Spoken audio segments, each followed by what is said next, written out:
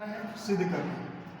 यहाँ पर क्या दिया हुआ है, ए स्क्वायर प्लस बी स्क्वायर, ए प्लस बी के क्या है होल स्क्वायर। यहाँ पे हम लोग जो है जानते हैं, क्या जानते हैं, ए प्लस बी के होल स्क्वायर बराबर होता है ए स्क्वायर प्लस बी स्क्वायर और प्लस क्या होता है 2a।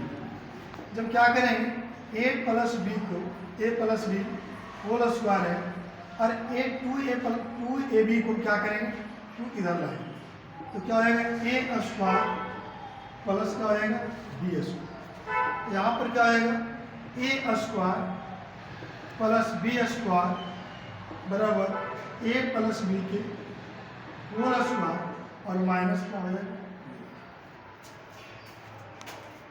ये पहला नंबर हो गया। दूसरा चूंकि a square plus b square